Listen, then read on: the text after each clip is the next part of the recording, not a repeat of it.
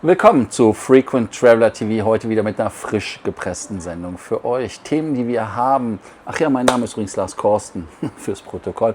Themen, die wir haben, sind Lufthansa Gewinneinbruch und was sollte es anders sein? Kerosin ist teurer geworden. Dann haben wir Neuigkeiten von Lufthansas Delta Alpha Bravo Papa Quebec. Fragt euch, was ist das? Das ist die 787, die auf die Schnauze geflogen ist und die soll wieder fliegen. Dann die Boeing 737 MAX 7. FAA hat sie zugelassen. Ging schneller als erwartet mit dem Papier. Dann Lufthansa verlangt bis zu 170 € für Sitze im A380 in der Business Class. Und wir haben Kenya Airways, SkyTeam-Status über Accor-Matchen. Heißt also auch eine Möglichkeit, Status zu bekommen von Hotel. Ich weise nur noch mal drauf hin.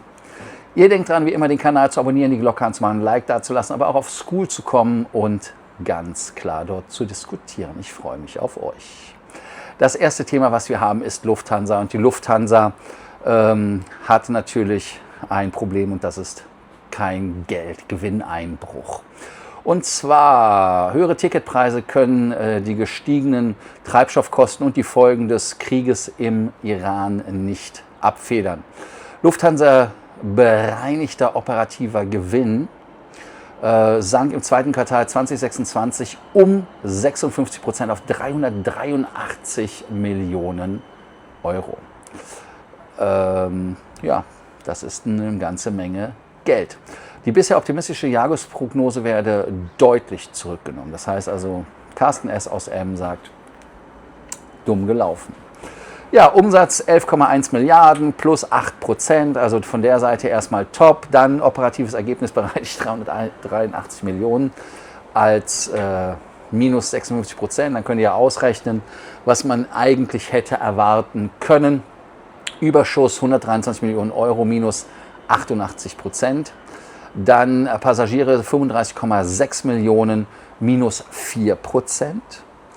Und natürlich zusätzliche Kerosinkosten 750 Millionen Euro. Und Lufthansa hatte echt viel gehatcht.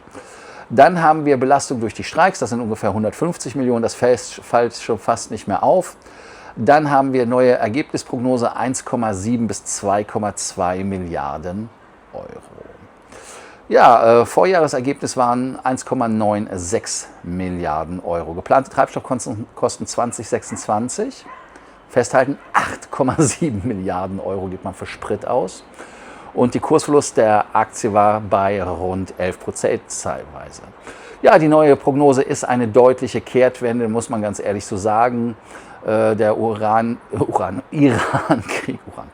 Iran-Krieg hat deutlich seine Spuren hinterlassen beim Kerosinpreis, auch bei der Tankstelle. Merkt ihr das ja, deshalb warum sollte das so von Carsten S. aus M. anders gehen als uns.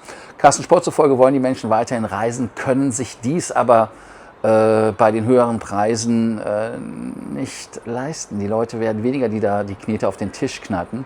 Gleichzeitig räumt Lufthansa ein, dass die Gulf Airlines ihre Kapazitäten wieder vollständig einsetzen und mit Kampfpreisen auftreten. Klar, sie müssen ja gucken, wo sie bleiben.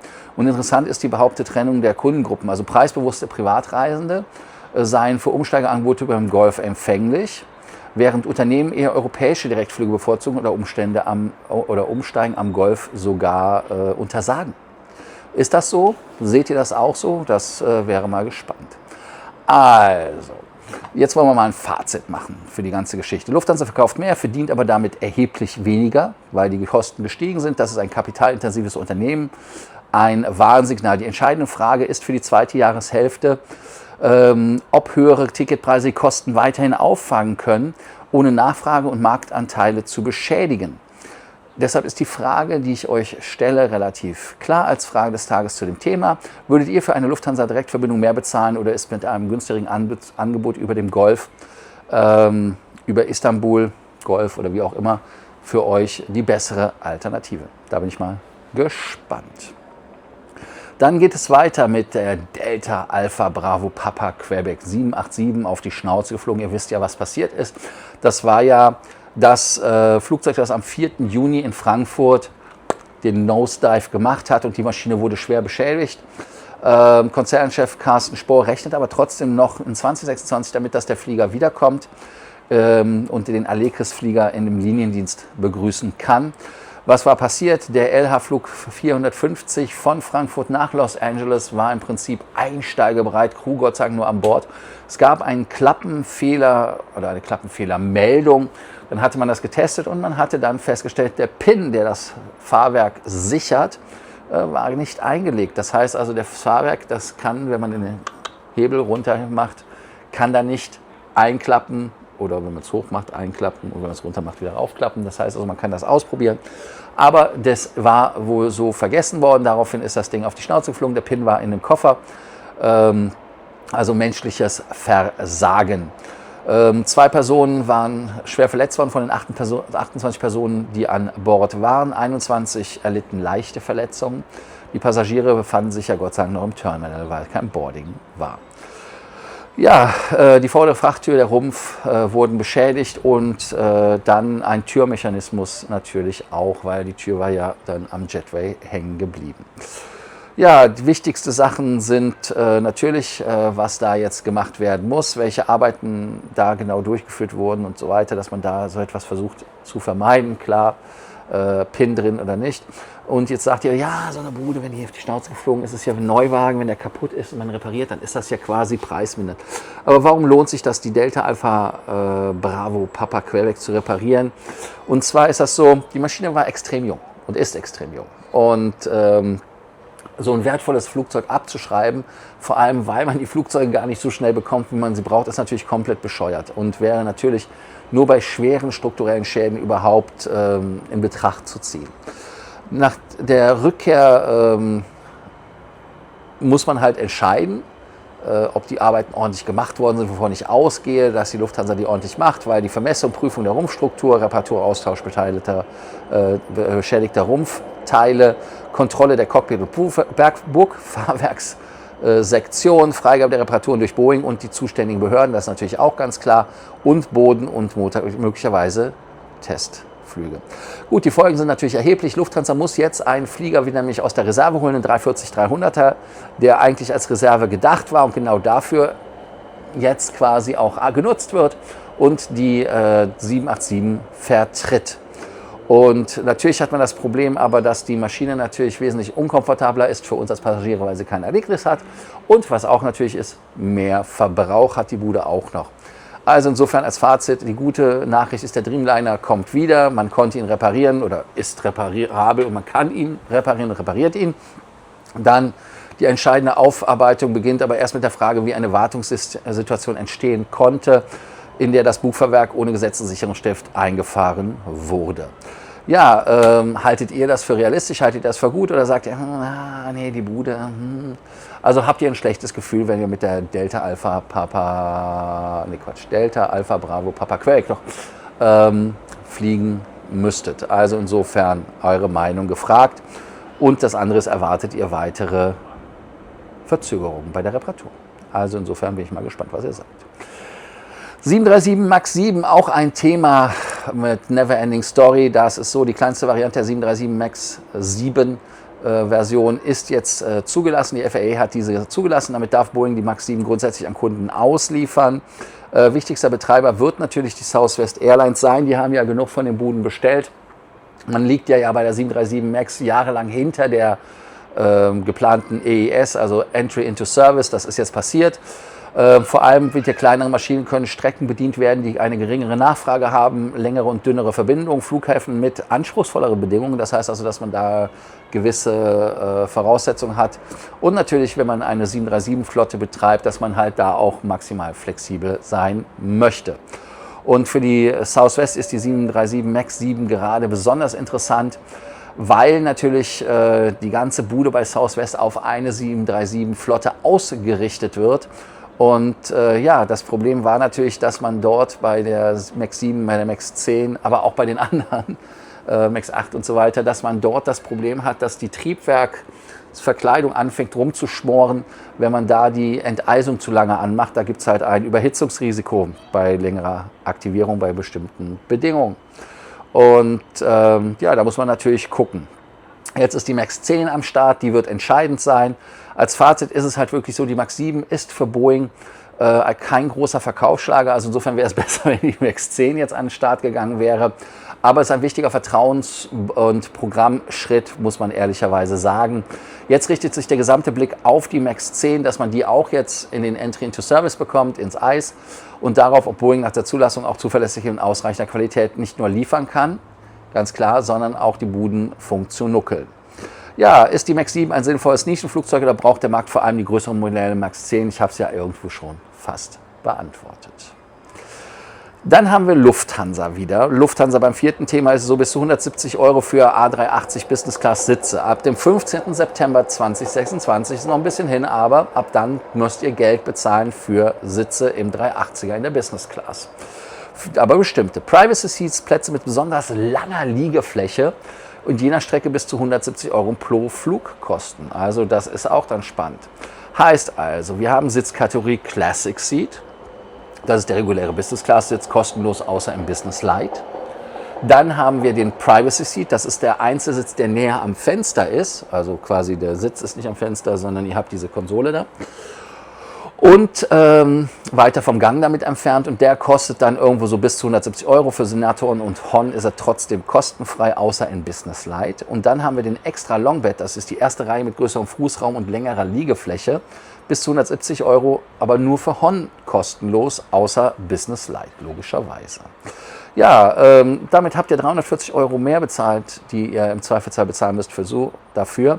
Heißt also, der Sitz war ja auch immer relativ schnell weg, hat man bei Lufthansa gemerkt und hat gedacht, ja, können wir Knete machen. Und nachdem wir ja gehört haben, Carsten S. aus M. braucht dringend Geld, weil ihm die Gewinne davon schwimmen, ist das natürlich so. Man möchte natürlich da strategisch für den Flug mehr Erlös erwirtschaften. Das ist natürlich so auf gefragten Plätzen, da kann man die Leute squeezen.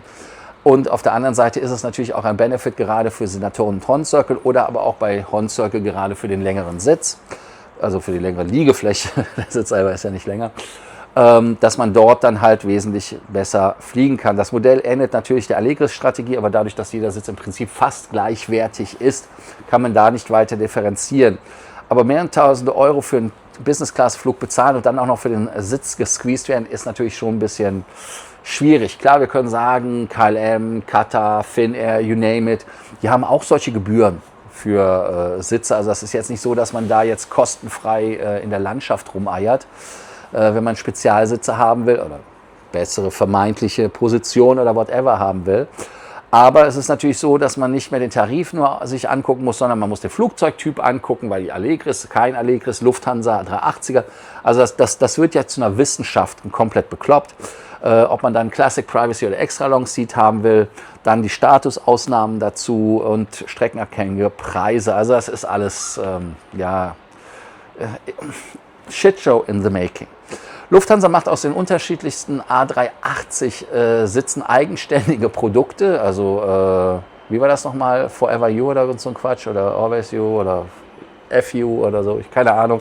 Irgendwas mit You war es auf jeden Fall. Für die Positionierung als Premium Airline besteht allerdings die Gefahr, und das muss man ehrlicherweise sagen, dass die hochwertigen Tickets zumindest wie so ein Grundprodukt ausschauen und dann hat man so ein permanentes Add-on-Paket, das man dazu kauft. Also das wirkt dann immer halt sehr wie so ein Gemischtwarenladen und auch nicht mehr aus einem Guss.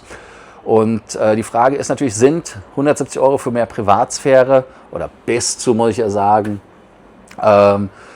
oder ein längeres Bett gerechtfertigt oder sollten die freien Sitze in dem Business-Ticket enthalten sein? Da bin ich mal gespannt, wie ihr antwortet, wie ihr das Ganze seht und ich freue mich auf eure Antworten. Und das letzte Thema ist natürlich Kenya Airways. Die haben Match für Accor-Mitglieder. Kenya bietet für Statusmatch für einen bezahlten, also ein bezahlter Match zum Asante-Programm von Kenya Airways. Und wer ein Accor Gold hat, Platin oder Diamond, könnte offenbar die höchste Asante Platinum-Status bekommen und damit SkyTeam Elite Plus erhalten. Ganz wichtig, Asante Silver entspricht SkyTeam Elite, Asante Gold entspricht SkyTeam Elite Plus und Asante Platinum entspricht SkyTeam Elite Plus ebenfalls. Heißt also, man bekommt vor zum Check-in, Gepäck und so weiter und so fort, dies, das. Ihr wisst das, wie das ist. Jetzt ist die Frage, bei einem Match von einem Airline-Status gibt es je nach Wohnsitz allerdings unterschiedliche Gebühren. In Europa und vielen weiteren Ländern sind es $80 für Silber, $175 für Gold oder Platin. Amerika und bestimmte asiatische Länder sind 99 bzw. $299 US-Dollar.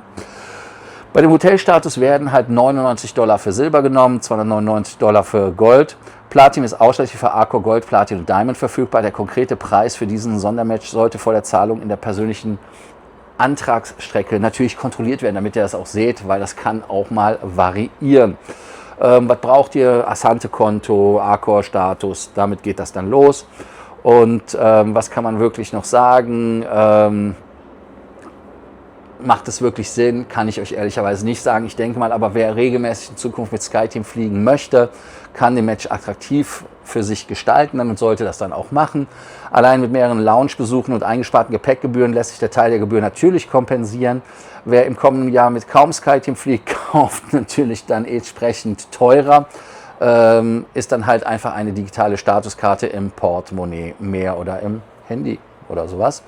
Fazit, eine Frage des Tages kommt zuerst. Frage des Tages, die wir haben, ist natürlich, das würdet ihr für 12 Monate SkyTeam Elite plus $299 im Zweifelsfall bezahlen? Oder ist das ein gekaufter Status und damit für euch grundsätzlich uninteressant? Als Gesamtfazit zu der Sendung kann ich nur sagen, dass wir hier zwei gegenläufige Entwicklungen haben. Einmal ist es so, auf der industriellen Seite erreichen Boeing Lufthansa wichtige Fortschritte. Boeing mit dem 737 MAX 7 hat natürlich sehr viele Siebener, ne? Hat da natürlich einen riesen Meilenstein gemacht und hat damit halt auch wirklich was erreicht. Der Dreamliner von Lufthansa, auch Boeing, wobei hier Boeing nichts dafür kann, muss man der Ehrlichkeit halber sagen, kann repariert werden. Also gleichzeitig bleiben die finanziellen und organisatorischen Belastungen dann natürlich erheblich. Aber wenn wir dann auf Kundenseite gehen, wird Loyalität immer stärker monetarisiert. Das heißt also im Prinzip, wir sehen Sitzplätze, die Geld kosten. Wir sehen, dass Business-Class-Sitze nicht mehr Business-Class-Sitze sind, sondern sie sind eigenständige Produkte und dann auch noch von Flugzeugtyp zu Flugzeugtyp. Kenya Airways gibt uns aber einen Status-Match-Zugang aufgrund eines Status bei einer Hotelkette, was relativ interessant ist. Also insofern ist das wirklich so, dass wir als gemeinsamen Nenner heute sagen können, Komfort, Status und Flexibilität sind nicht verschwunden, sie werden immer nur als kleinteiliger bepreist. Das heißt also, man wird immer detaillierter und detailverliebter. Ihr denkt dran, wie immer den Kanal zu abonnieren, die Glocke anzumachen, ein Like dazulassen, aber auf Scoot zu kommen und zu diskutieren. Und ihr könnt natürlich auf Scoot auch die Frage des Tages beantworten. Heißt also, kann Lufthansa weite Ticketpreiserhöhungen durchsetzen? Das ist die eine Frage.